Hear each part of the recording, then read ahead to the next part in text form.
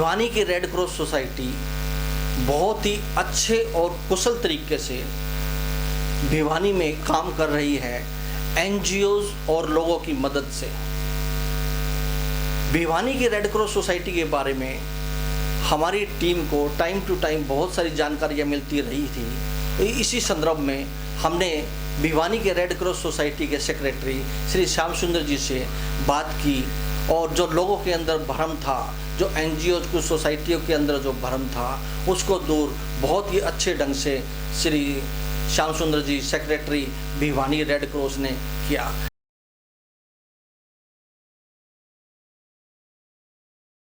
नमस्कार, मैं आपका दोस्त योगेंद्र लोहट। आप देख रहे हैं ऑनलाइन न्यूज़ एक्सप्लोर।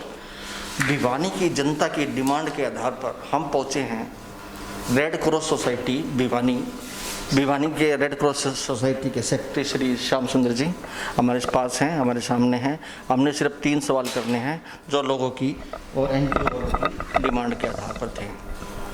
नमस्कार श्याम सुंदर जी, नमस्कार। जी भैया बताइए।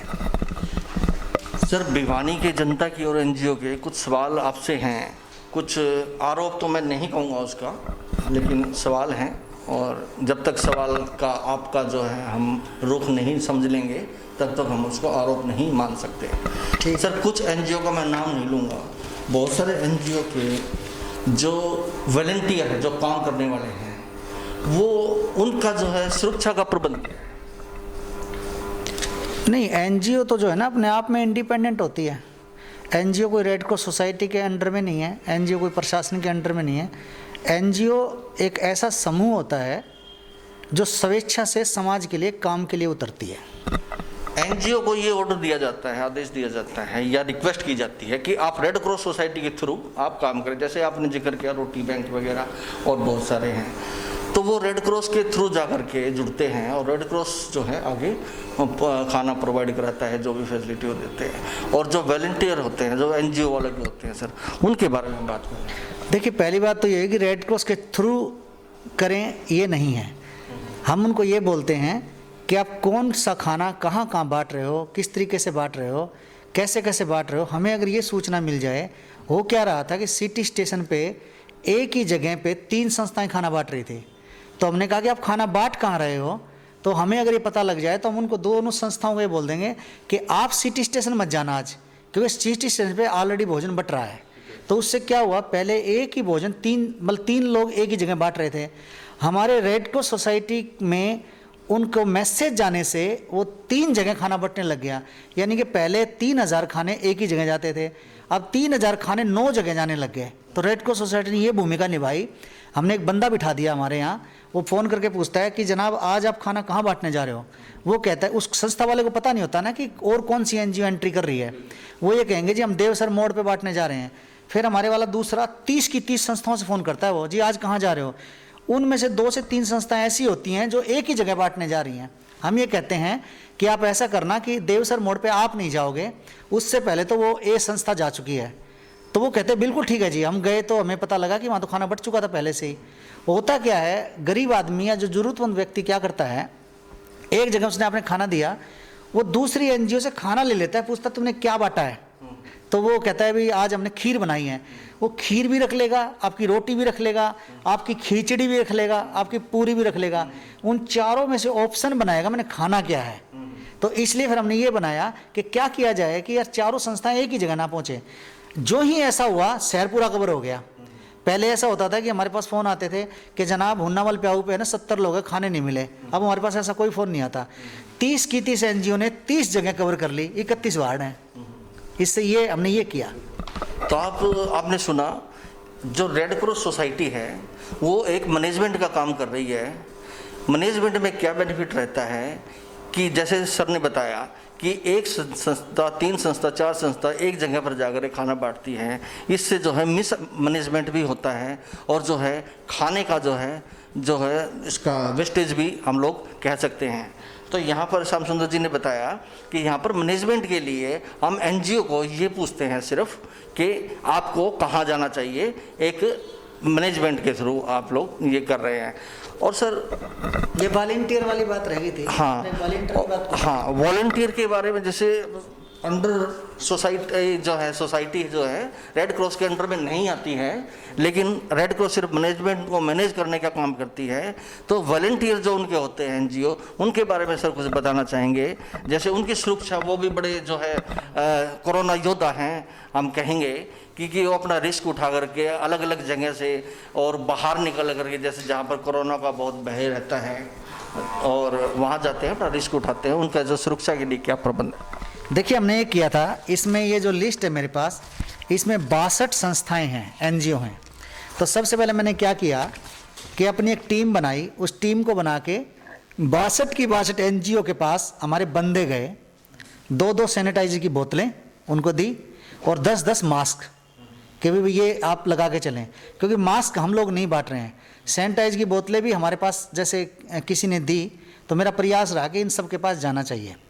तीसरा, हम इनको खुद भी ये मोटिवेट करते हैं कि जहाँ भी आपको कहीं से संसाधन मिलते हैं ना, वो जाइए, डायरेक्ट हाथ मत आप टच कीजिए किसी के साथ।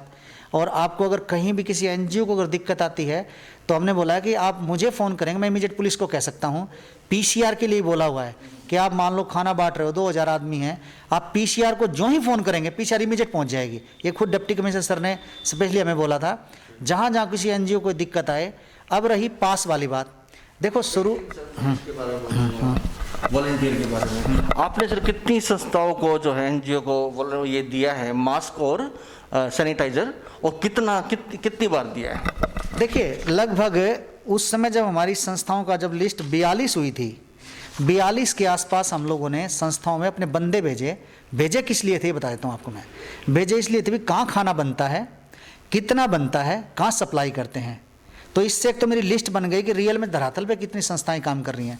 क्योंकि मेरे पास लिस्ट जो शुरू में आए पास वगैरह जो लेके गए, वो लेके गए 62 संस्थाएं। इन 62 संस्थाओं ने, जिनमें सामाजिक कार्यकर्ता भी हैं, कुछ दिन चले वो। उसके बाद लास्ट में जो ये संस्थाएं रह गई, वो रह गई 25 से 30, यानी कि परसों 29 संस्थाएं रह गई थी हमारे पास। अभी मुझे पता लगा है 2 संस्थाएं छोड़ गई, मतलब अभी भी 2 संस्थाएं छोड़ गई हैं। तो फिर हमने इन संस्थाओं के मुताबिक ही 2-2 सैनिटाइज की बोतलें और उनको 10-10 मास्क उस समय उपलब्ध करवाए गए थे।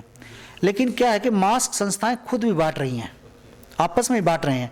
क्योंकि मेरे पास भी कुछ लोग आए थे, जी आपको मास्क चाहिए तो रख लो। तो एनजीओ इस तरह के सक्षम हैं जो खुद भी मास्क बांट रहे हैं। जैसे मैं अगर एक संस्था का नाम लूँ, JCI, तो JCI वाले जो युवा हैं, राजीव वगैरह, वो उनके पास खुद के पास मास्क हैं। इसके अलावा 15-20 संस्थाएं हो रहे हैं कि सर हम तो मास्क भी बांटते हैं साथ में। वो क्या रहा है मेरे भाई, अब है ना, कुछ लोग इस तरह के भी दानवीर आ गए हैं जो संस्थाओं को भी मास्क दे रहे हैं। जैसे आपको बताना चाहूँ, जनता की रसोई है और जो TIT में जो चल रहा है, तो वहाँ से हमें ये मैसेज मिला कि सैनिटाइज की बोतलें भेजिए, तो मैं पेटी भेज देता हूँ पूरी की पूरी। कितनी होती है? 48 तो 48 आप समझ सकते हो कि इसमें एक टोपा ही करना होता है बस पूरा। मतलब अभी मानो कि एक बोतल एक व्यक्ति के लिए 8 दिन के लिए काफ़ी है। TIT में भी ऐसे ग्लोव हाथों के भी भेजे और ऐसे ये पेटी भेज दी, क्योंकि हमारी मेन जो बड़ा काम था वो था जहाँ बन रहा था। कितने लोग हैं सर वहाँ पर? नहीं, टोटल वो चौधरी संपूर्ण सिंह जी को पता कितने के लोग लगे हैं, लेकिन 50 से 60 आदमी कम से कम काम कर रहे होंगे वहाँ पे। तो उसके बाद बात आई कि भाई इनके लिए और क्या हो सकता है। तो जब भी मेरे पास मैसेज आता है ना, जी हमें सैनिटाइज की बोतलें भेज दीजिए, हम इमीडिएट कह देते हैं विलेज, मैं भेज देता हूँ, खुद गाड़ी पे भेज देता हूँ, वो भी लेने आ जाते हैं। तो वो कभी उन्होंने एक बार सर के ऊपर बांधने वाली मांग की थी, वो हमारे पास होती नहीं भाई। जो चीज़ हमारे स्टॉक में ही नहीं होती ना, फिर वो मैं उपलब्ध कराने में थोड़ी मुझे परेशानी रहती है भी कहाँ मिले। लॉकडाउन के समय कुछ चीज़ ऐसी जो मिल भी नहीं रही हैं। अब सर पे बांध के खाना बनाने वाला वो मेरे को पता ही नहीं कहाँ मिलता। 2-3 जगह पूछा, कहते जी दुकान खुलवा दो, हम आपको सामान दे देंगे। दुकान खुलवाने की पावर मुझे है नहीं। हाँ, ये भी है। तो आपने देखा सुना सर से कि एनजीओ अपने आप में सक्षम है जो मास्क अपने वॉलंटियर को दे सके और सैनिटाइजर दे सके, प्रबंध करा सके। लेकिन इसमें एक सवाल जो यहाँ पर सामने आया है कि 62 शुरू में संस्थाएं थी, आज 25 या 29 रह गई है। ये संस्थाएं हाथ जो है क्यों खींच लिया इन्होंने, और ये क्यों पीछे रह गई सर, क्या कारण? नहीं, इन संस्थाओं में कुछ लोग तो ऐसे थे जिनको मैं जानता हूँ, 5-5, 7-7 युवाओं के ग्रुप थे। युवाओं ने आपस में पैसा इकट्ठा किया, किसी ने 2000, किसी ने 1000, किसी ने 5000, ऐसे इकट्ठा किया एनजीओ ने और सामाजिक कार्यकर्ताओं ने। उनका एक बजट था कि हम 10 दिन तक ही मदद करेंगे। कुछ का जो बड़े थे, जैसे उन्होंने कहा भी हम 15 दिन तक मदद करेंगे, तो स्वाभाविक है कुछ लोगों ने ये हाथ नहीं खींचा कि उन्होंने मतलब स्वेच्छा से कहा भी हम आगे काम नहीं कर सकते। जैसे कि हाउसिंग बोर्ड में जो शंकर आहूजा वगैरह ये बांट रहे थे सामान, तो उन्होंने मुझे फ़ोन किया कि सर हमारा जितना बजट था ना उतना हमने कर दिया है। इस तरह से 2-3-4 संस्थाओं का और भी मुझे आया कि सर हमने बजट हमारा इतने हज़ार का या लाख रुपए का था, वो हमने कर दिया है। ऐसे जो युवा थे ना, यंग लड़के बहुत सेवा में लगे हुए हैं, उन्होंने आपस में पैसे इकट्ठे, बजट खत्म हो गया है। दूसरा उन्होंने अपना तरीका बदल दिया है। पहले वो सब्जी पूरी बनाते थे, सब्जी पूरी बना के बांटते थे। अब वो ये कह रहे सर सब्जी पूरी की बजाय हम कभी केले बांट देते हैं, कभी वो दूध बांट देते हैं, कभी वो बिस्किट बांट देते हैं। उसको हम खाने में नहीं गिनते। एक्चुअली खाने का मतलब फुल खाना देना, तो उसको खाने में नहीं गिनते। तो वो लोग फिर हमें डायरेक्टली अब अप्रोच भी नहीं करते, सूचना भी नहीं देते। हम डेली सुबह और शाम को सूचना लेते हैं, जी आपने क्या बांटा, कहाँ बांटा, कैसे बांटा। तो उसमें निकल के आ रहा है जी आज मैंने खीर बांटी। जैसे कल एक भाई ने लगभग 5 किलो दूध की खीर बनाई, उसको मैं खाना नहीं कह सकता ना। अगर आप कहीं भी मैंने 50 लोगों को खाना बांटा ना, खीर का मतलब आपने प्रसाद दिया, तो वो चीज़ें कई बार हमारे काउंटिंग में नहीं आती हैं। तो इस तरीके एनजीओ ऐसे पीछे नहीं हटी, जो उनका बजट था ना उसके अनुसार ही वो रहे उसमें। तो आपने देखा, आपने सुना कि 62 एनजीओ जो पीछे कुछ अभी जो रह गई है, कम रहे, जो रहेगी, छूट गए, वो छूटे नहीं हैं।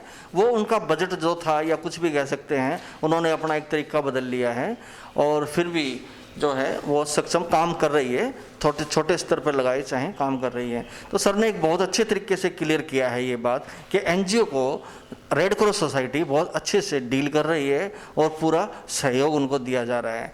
अब मेरा आखिरी सवाल सर से एक है कि सर पास के बारे में आप किस तरह का प्रोसेस रहता है, किसको पास देते हो और किसको नहीं मिलता है? देखिए, पहली बात तो ये कि पास वगैरह सरकारी स्तर पे रेड क्रॉस सोसाइटी को ऑथराइज्ड एजेंसी नहीं है पास वगैरह देने की। कुछ लोग हमें बोलते हैं सर हम खाना बांटना चाहते हैं, पुलिस उनको रोके ना, उनको एक ऐसा लेटर दे दिया जाए कि हम खाना बांटते हैं। तो मैं उनको चिट्ठी बना के दे देता हूँ कि भाई ये गाड़ी नंबर है, ये व्यक्ति है, इनको हम लोगों ने मतलब ये साधन उपलब्ध कराया। तो एक लेटर होता है वो गाड़ी के बाहर लगा लेते हैं। एक तो ये है। दूसरा, कुछ लोग कहते हैं सर हम गाड़ी पे नहीं बांटते, हम बाइक पे 2 लड़के जाके गली मोहल्लों में जाके एक खाना बांट के आते हैं। तीसरा, कुछ लोग ऐसे होते हैं कि सर हम सुबह सब्जी लेने के लिए जाते हैं सब्जी मंडी, तो हमें सब्जी मंडी में पुलिस वाले रोकते हैं। तो हमने ग्रीन कार्ड जिसको वॉलंटियर लिखा हुआ है, मतलब पास नहीं, ओनली वॉलंटियर का, वो उनको देते हैं भी उनको दिखाओ जी हम इस सोशल काम के लिए आए हैं। इस तरह का हमने उनको दिया हुआ है। एक तो गाड़ी पे लगाने के लिए, गाड़ी पे पास नहीं लिखा हुआ, उस पर लिखा हुआ है कि ये संस्था सामाजिक कार्यों के लिए काम कर रही है, भोजन वितरण का काम कर रही है, कृपया इन्हें आप मतलब मदद करने का कष्ट करें। यानी पुलिस से हम हेल्प मांग रहे हैं, क्योंकि मान लो 200 खाने गाड़ी में रखे हुए हैं, अगर 5 घंटे भी गाड़ी पकड़ी गई तो 5 घंटे में खाना खत्म हो जाएगा। तो मेरे को एक भी संस्था का ये अब तक मैसेज ये नहीं आया कि पुलिस वालों ने रोका हो, क्योंकि मैंने खुद एसपी मैडम से इस बारे में मीटिंग की थी, मैं खुद मिला। मैंने मैडम को यही कहा कि मैडम हमने कुछ खाना बांटने लिए कुछ संस्थाएं लगाई हैं, उनकी गाड़ी को पुलिस वाले ना रोके। तो उन्होंने बिल्कुल इंश्योर किया कि जो आपका ये कार्ड दिखा देंगे वॉलंटियर का और जो गाड़ी के ऊपर कागज़ दिखा देंगे तो हमारी कोई भी पुलिस वाले उनको नहीं रोकेंगे। और मैं मतलब धन्यवाद भी करना चाहूँगा प्रशासन का कि एक व्यक्ति ने मुझे ये नहीं बोला कि जी हमारी खाने की गाड़ी रोक लिया आज, यार हमें खाना नहीं बांटने दिया। तो क्या प्राथमिकता देखते हैं, कोई डॉक्यूमेंट देखते हैं आप उनको देने? जैसे कोई भी आ जाता है अब मुझे खाना बांटना है, 5 बंदे मिल करके, आप कुछ डॉक्यूमेंट्स भी देखते हैं अथोराइज हैं ये खाना बांटने के? कैसे? नहीं, खाना बांटने के लिए इस दुनिया में वो हर आदमी ऑथराइज्ड है जिसमें मानवता की थोड़ा भावना है और जो ये काम करना चाहते हैं। हमने एक रजिस्टर बनाया हुआ है। हम बोलते हैं आपकी संस्था का नाम क्या है, वो बोलते हैं जी संस्था नहीं, हम 5 लोग हैं, उनमें से एक नाम लिख दीजिए। वो मोबाइल नंबर लिखवा देता है अपना, मोबाइल नंबर लिखवा के चला गया, ऐसा नहीं होता है। हमारा 3 बजे फ़ोन जाएगा जी आज आप खाना कहाँ बांटने जा रहे हो। फिर मेरी टीम है, जैसे ये राजेश मुखी जी हैं, ऐसे 40 लोग लगे हुए हैं मेरे वॉलंटियर, ऐसे 40 लोग काम में लग रहे हैं। ये विद ड्रेस विद कैप इस तरह से जाते हैं। इनको फिर मैं भेजता हूँ जाके देख के आओ 40 लोगों का खाना वहाँ उन्होंने बांटा है कि नहीं बांटा। फिर मुझे कहते हैं सर हाँ 40 लोगों का खाना वहाँ बांटा है। हाँ, ये हो सकता है कि जिन बंदों ने पहले संस्था के नाम से ये पास लिया हो, आज उन्होंने बंद कर दिया हो और अभी भी उनके वो पॉकेट में पास हो, जिसको आप ये कार्ड बोलते हैं वॉलंटियर का, या उसकी गाड़ी पे अभी भी कागज़ लगा हो। क्योंकि मैं तो हर जगह जा नहीं पा रहा हूँ, पर मैंने इसका भी प्रबंध कर दिया। हमने उसके ऊपर डाल दिया है मोबाइल में, जो संस्था का मैंने ग्रुप बना रखा है, मैंने उसमें ये डाल दिया, जो संस्थाएं काम नहीं कर रही हैं वो कृपया हमारा जो कागज़ हमने आपको दिया था वो वापस जमा करा दें। 1-2 जमा भी करा गए हमारे वापस। और जिन लोगों को हमने ये वॉलंटरी कार्ड दिया है, कागज़ दिया है, भोजन के अतिरिक्त अगर ये गाड़ी किसी भी काम में इस्तेमाल हुई तो हम तुरंत प्रभाव से उसकी FIR दर्ज करा देंगे। हमने 1-2 गाड़ियों के पास उतार भी दिए इस तरीके से। इसी को वैलिडिटी भी होती है सर? हाँ, अभी पहले तो थी ये, मतलब जब तक ये कोरोना का है, अब हमने 3 मई तक रखा है। 3 मई के बाद ये कोई नहीं लगा पाएगा। हम प्रयास कर बात, वैसे भी जरूरत नहीं पड़ेगी मतलब? नहीं, अगर जरूरत भी पड़ी ना, 3 मई के बाद DC साहब से बात हो गई है, फिर हम नए सिरे से जारी करेंगे, ये सारे रद्द हो जाएंगे पूरे के पूरे। तो आपने देखा बहुत ही अच्छे तरीके से क्लियर किया है श्री श्याम सुंदर जी, सेक्रेटरी रेड क्रॉस भिवानी। और मुझे लगता है पब्लिक के जो सारे सवाल हैं और जो हमारी तरफ से जो पूछे गए सवाल है उसका बहुत अच्छे से लोग समझ गए होंगे, उसका जवाब बहुत अच्छे से आपको मिला है। और मैं बहुत बहुत धन्यवाद करना चाहूँगा कि इस दुख की घड़ी में red cross society Shri Shyam सुंदर जी जैसे सेक्रेटरी जो है पूरे ज़िले को संभाल रहे हैं और पूरी सुविधाएं NGO को भी दे रहे हैं और NGO की पूरी हेल्प की जा रही है ताकि उनको कोई खाने डिस्ट्रीब्यूट करने में वेस्टेज ना हो और कोई परेशानी का सामना ना करना पड़े। जय सिंह कैमरामैन के साथ मैं Jogendra Lahot, online news explore. Thank you.